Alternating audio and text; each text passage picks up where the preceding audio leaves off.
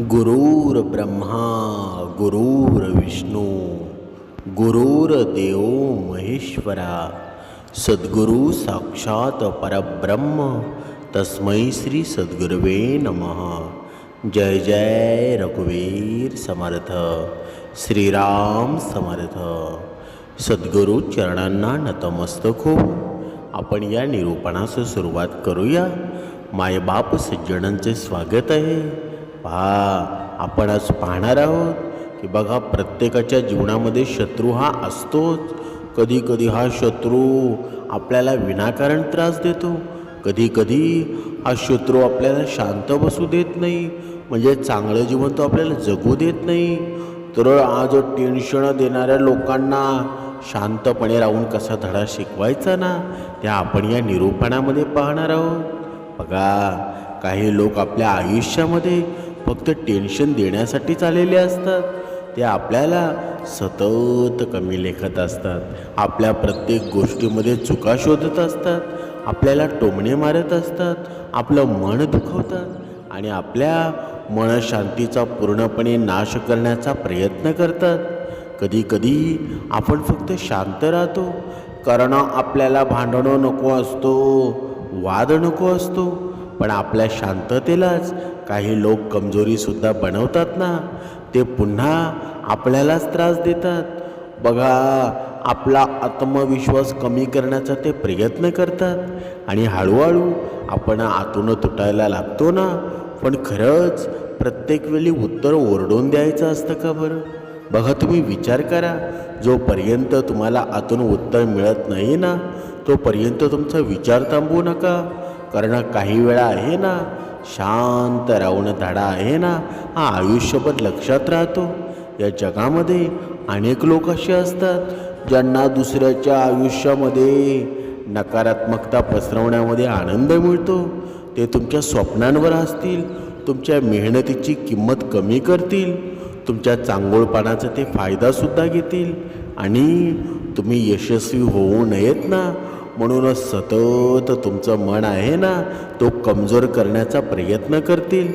पण एक गोष्ट तुम्ही कायमची लक्षात ठेवा, तुमची किंमत कोणाच्या शब्दांनी ठरत नाही।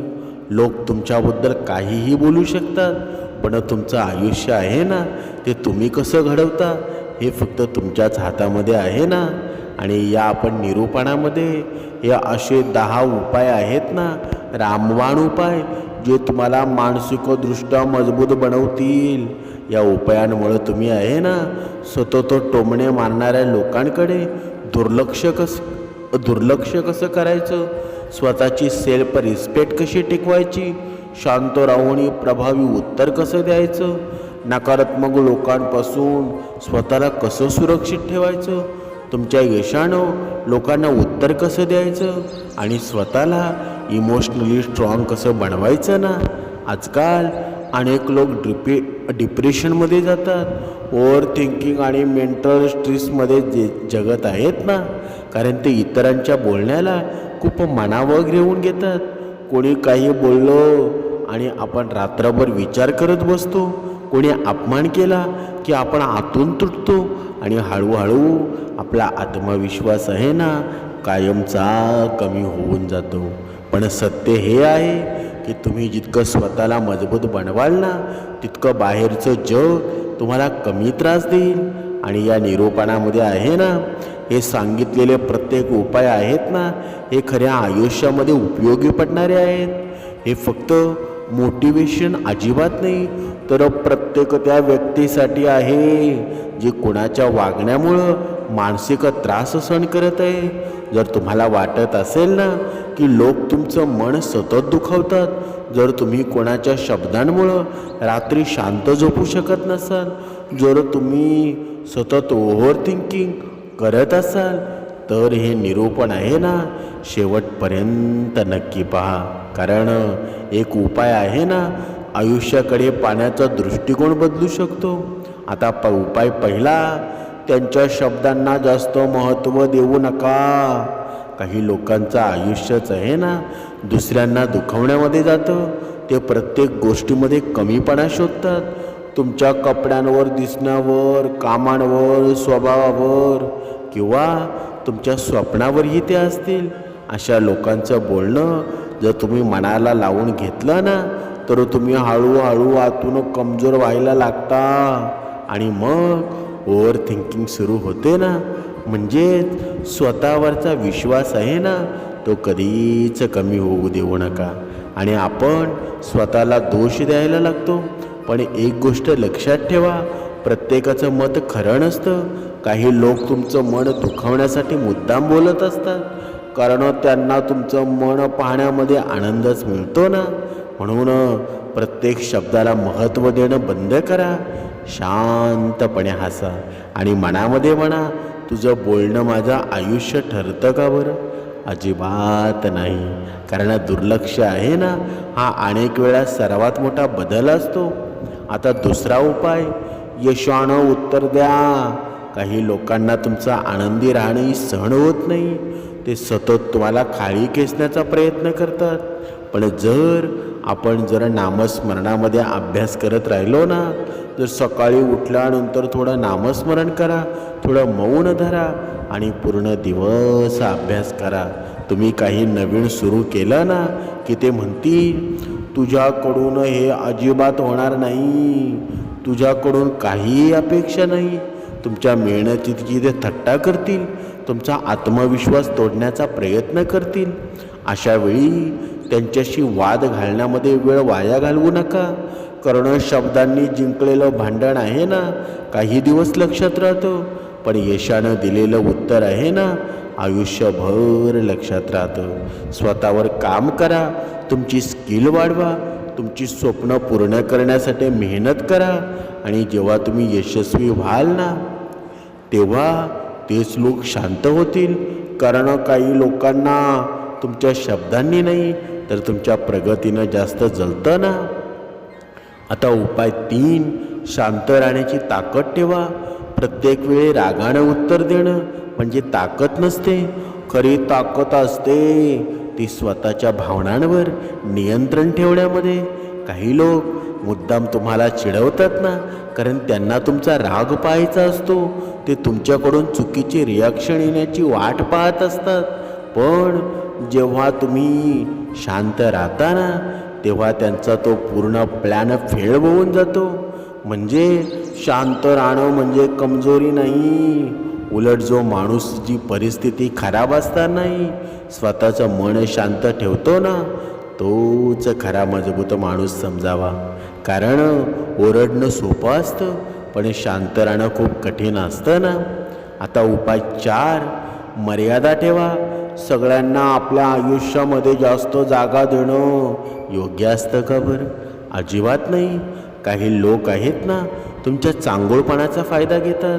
ते तुमचा वेळ वाया घालवतात, तुमची एनर्जी संपवतात आणि शेवटी तुम्हाला त्रास देतात ना.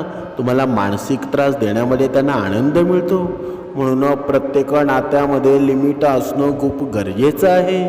कोणाशी किती बोलायचं, कोणाला किती ॲक्सेस द्यायचं आणि कोणापासून अंतर ठेवायचं हे समजायला तुम्हालाच हवं ना. कारण प्रत्येकाला आपल्या आयुष्यामध्ये जागा देणं म्हणजे स्वतःला त्रास देणं आहे. कधी कधी नाही म्हणणं हे स्वतःसाठी सर्वात मोठं सेल्फ रिस्पेक्टसुद्धा असतं ना. आता आपण 5वा उपाय पाहूया, स्वतःची किंमत स्वतः ओळखा. ज्यांना स्वतःची किंमत माहीत नसते ना, त्यांनाच लोक जास्त दुःखवतात. जर तुम्ही स्वतःलाच कमी समजत राहिलात तर लोकही तुम्हाला कमी समजतील ना. म्हणून स्वतःवर प्रेम करायला शिका. त्याच्यातही काही खास आहे, म्हणजे तुमच्यातसुद्धा काही खास आहे ना. तुमच्यातही टॅलेंट आहे, तुमच्यातली क्षमता आहे. फक्त स्वतःवर विश्वास ठेवण्याची गरज आहे. लोक काय बोलतात ना, यापेक्षा तुम्ही स्वतःबद्दल काय विचार करता हे जास्त महत्त्वाचं असतं. कारण तुमची किंमत इतरांच्या मतांवर ठरत नाही ना. म्हणून आता उपाय नंबर 6 पाहूया, त्यांच्यासारखं बनू नका. कोणी तुमच्याशी वाईट वागलं ना, म्हणून तुम्हीही तसंच वागायचं ते अजिबात बरोबर नाही. कारण मग तुमच्यात आणि त्यांच्यामध्ये फरक काय राहिला बरं? बघा, वाईट माणूस आहे ना, दुसऱ्यांना दुखावून आनंद घेतो, पण मजबूत माणूस स्वतःचं मन शांत ठेवतो. कधी कधी सभ्यपणा आहे ना, हा सर्वात मोठा बदल असतो. कारण चांगुलपणा कायम लक्षात राहतो आणि वाईट वागणारे लोक आहेत ना, शेवटी स्वतःचं त्यांच्या वागण्यामुळे एकटे पडतात. म्हणून तुमचा स्वभाव कोणासाठी बदलू नका, तो स्वतंत्र ठेवा. आता उपाय नंबर 7 पाहूया. स्वतःला व्यस्त ठेवा.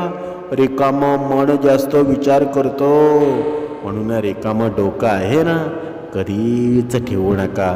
जेव्हा कोणी आपल्याला दुखावतं ना, तेव्हा आपण सतत त्याच गोष्टी आठवत राहतो. कोणी काय बोललो, का बोललो, आपण काय उत्तर द्यायचं हवं होतं, असं सतत त्याच्या डोक्यात चालू असतं. म्हणून स्वतःला व्यस्त ठेवणं खूप गरजेचं आहे. काहीतरी नवीन गोष्टी आयुष्यामध्ये शिका. कोणी संगीत शिका, कोणी क्रीडा क्षेत्रातलं काही शिका. म्हणजे कामामध्ये लक्ष द्या, स्वतःसाठी वेळ काढा. कारण जे लोक स्वतःच्या आयुष्यामध्ये बिझी असतात ना, ते छोट्या लोकांकडे जास्त लक्ष देत नाहीत आणि आनंदी माणूसच आयुष्यात पुढे जातो ना. आता उपाय 8वा. ज्यांना तुमची किंमत आहे त्यांच्यासोबत तुम्ही राहा. सगळे लोक वाईट असतात का बरं? अजिबात नाही. कारण या जगामध्ये 1% जरी लोक चांगले असतील ना, त्यांच्यामुळेच हे जग चालू आहे. काही लोक खूप प्रेम करणारे सुद्धा असतात ना, जे तुमचं दुःख समजून घेतात, तुम्हाला मोटिवेट करत असतात आणि गरज पडली तर तुमच्यासाठी उभे सुद्धा राहतात. अशा लोकांसोबत आहे ना तुम्ही जर राहिला ना, तर आयुष्य खूप सुंदर वाटायला लागतं. नकारात्मक लोकांचा प्रभाव कमी होतो. म्हणून ज्यांना तुमची किंमत नाही ना, त्यांच्या मागे फिरणं बंद करा, त्यांच्या मागे धावणं बंद करा. आणि ज्यांना खरंच तुमची काळजी आहे त्यांच्यासोबत वेळ घालवा. कारण चांगली माणसं हेचं आयुष्यातलं खरं सोनं आहे ना, या आयुष्यातलं खरं सुख आहे. आता उपाय नंबर 9. वेळ सर्वांना उत्तर देते ना. आज जे लोक तुम्हाला त्रास देतात, तुमच्यावर हसतात, तुम्हाला कमी समजतात, कधी ना कधी वेळ त्यांना सुद्धा धडा शिकवते. म्हणून प्रत्येक गोष्टीचा बदला घेण्यासाठी अजिबात धावू नका. फक्त संयम ठेवा. कारण आयुष्यात प्रत्येकाला त्याच्या कर्माचं फळ मिळणारच आहे. फक्त ते तुमच्याकडून मिळणं गरजेचं आहे का बरं? अजिबात नाही. आज तुम्हाला रडवणारे लोक आहेत ना, उद्या स्वतःच्या त्यांच्या वागण्यामुळं दुःखी होतात. म्हणून शांत राहा, स्वतःवर लक्ष द्या. वेळ सगळ्यांना योग्य उत्तर देते. आता उपाय नंबर 10. खूप आनंदी राहा. तुम्हाला दुखवणाऱ्या लोकांना सर्वात जास्त त्रास कशाचा होतो माहीत आहे का? जेव्हा तुम्ही त्यांच्यामुळं तुटत नाही ना, उलट आनंदी राहता. कारण त्यांना वाटतं तुम्ही रडाल, तुम्ही तुटाल, तुम्ही कमजोर बनाल. पण जेव्हा तुम्ही हसत राहता ना, स्वतःचं आयुष्य एन्जॉय करता, तेव्हा त्यांना सर्वात जास्त जळतं. म्हणून कोणासाठी तुमचं हसणं कधीच हरवू देऊ नका.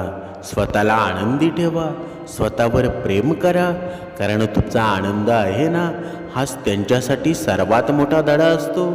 आयुष्यामध्ये प्रत्येकाच्या वाट्याला काही ना काही दुःख येतच असतं आणि त्यांच्या दुःखामागे अनेक वेळा परिस्थिती नसते.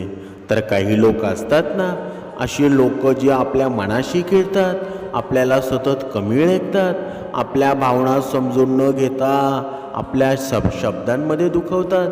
कधी शब्दांनी, कधी वागण्यानं, तर कधी दुर्लक्ष करून. आणि हळूहळू आपण आतून तुटायला लागतो. कधी कधी इतकं वाईट वाटतो की मीच चुकीचा आहे का बरं? असे अनेक प्रश्न निर्माण होतात. माझ्यातच काही कमी आहे का? असे प्रश्न मनाला सतत त्रास देत राहतात. पण लक्षात ठेवा, प्रत्येक वेळी स्वतःला दोष देणं योग्य नसतो. कारण काही लोकांचं स्वभावच दुसऱ्यांना त्रास देण्यामध्ये असतो ना, त्यांना त्याच्यामध्ये आनंद वाटतो. त्यांना तुमचं दुःख दिसत नाही, त्यांना फक्त स्वतःचा अहंकार मोठा वाटतो. पण अशा लोकांसोबत रडत बसणं, स्वतःला कमजोर समजणं किंवा आयुष्यभर त्यांचाच विचार करत राहणं, हे स्वतःवर अन्याय करण्यासारखं आहे ना. अशा लोकांना आयुष्यामधून आपण कमी करायला हवं. कारण तुमचं आयुष्य खूप मौल्यवान आहे ना. तुमच्याकडे स्वप्न आहेत, भावना आहेत आणि आनंदाने जगण्याचा पूर्ण अधिकार आहे. म्हणून जे लोक तुम्हाला तोडण्याचा प्रयत्न करतात त्यांच्यासाठी स्वतःला बदलून नका घेऊ. उलट स्वतःला अजून मजबूत बनवा. शांत राहायला शिका, स्वतःवर प्रेम करायला शिका आणि तुमच्या आयुष्याला सुंदर बनवण्यावर लक्ष द्या. कारण या जगामध्ये आहे ना, सर्वात मोठा बदल म्हणजे स्वतःला यशस्वी आणि आनंदी बनवणं. जेव्हा तुम्ही शांत राहता ना, तेव्हा तुम्ही तुमचं मन जिंकता. जेव्हा तुम्ही यशस्वी होता तेव्हा तुमच्यावर हसणारे लोक शांत होतात आणि जेव्हा तुम्ही आनंदी राहता ना, तेव्हा तुम्हाला दुखावणाऱ्या लोकांचा खूप पराभव झालेला असतो, खरा पराभव झालेला असतो. म्हणून कोणाच्याही शब्दांमुळं स्वतःची किंमत कमी समजू नका. तुम्ही खूप खास आहात, तुमच्यात खूप ताकद आहे. फक्त स्वतःवर विश्वास ठेवण्याची गरज आहे. आणि लक्षात ठेवा, तुमची शांतता, तुमचं यश आणि तुमचं आनंदी राहणं आहे ना, हाच त्यांच्यासाठी सर्वात मोठा बदला असतो. म्हणून आपल्या जीवनामध्ये आहे ना, किती जरी कोणी टेन्शन द्यायचं जरी ठरवलं ना, तरी मनाला शांत ठेवा. जर तुम्ही मनाला शांत ठेवलं नाही ना, तर तुमच्या जीवनामध्ये टेन्शन होत राहील. आणि दुसरी गोष्ट म्हणजे आपल्या जीवनामध्ये भरपूर संकट येत असतील, आपल्या जीवनामध्ये आपला शत्रू खूप त्रास देत असेल, फक्त दत्तगुरूंचं नामस्मरण ब्रह्ममुहूर्तावर उठवून घ्यायला विसरू नका. कंटिन्यू नामस्मरण करा. बघा, तुम्हाला 7 दिवसाच्या आतमध्ये तुमच्या शत्रूचा नायनाट होईल. तुमच्या जीवनामध्ये एवढा आनंद निर्माण होईल ना, तुम्हाला आश्चर्य वाटेल, तुम्हाला चमत्कार वाटेल. माझं आयुष्य बदललं कसं बरं. म्हणून भगवंताच्या नावामध्ये एवढी शक्ती आहे ना. अनेक डोंगरा एवढी पापेसुद्धा छोटी होऊन आपल्यासमोर नतमस्तक होतात. म्हणून भगवंताचं नामस्मरण तुम्ही विसरू नका. जोपर्यंत तुमच्या शरीरामध्ये तो प्राण आहे ना, भगवंताचा अंश आहे, तोपर्यंत तुम्ही सर्व काही करू शकता. पण भगवंताने जेव्हा काढून घेईल ना, तेव्हा तुमचा शत्रू काय आणि तुम्ही कोण काय, सर्व काही नामशेष होऊन जाईल. म्हणून हे जीवन खूप सुंदर आहे. त्या जीवनाशी तुम्ही संघर्ष करू नका. त्या जीवनाचा आनंद घ्या. कारण आनंद शांतपणामध्ये असतो, गर्विष्ठपणामध्ये नसतो, अहंकारामध्ये नसतो. म्हणून आयुष्यामध्ये सुंदर जीवन जगा. त्या जगण्यामध्ये समाधान आहे, त्या जगण्यामध्ये निर्मळपणा आहे. म्हणून खूप स्वच्छंदी जीवन जगा. अवधूत चिंतन. श्री गुरुदेव दत्त.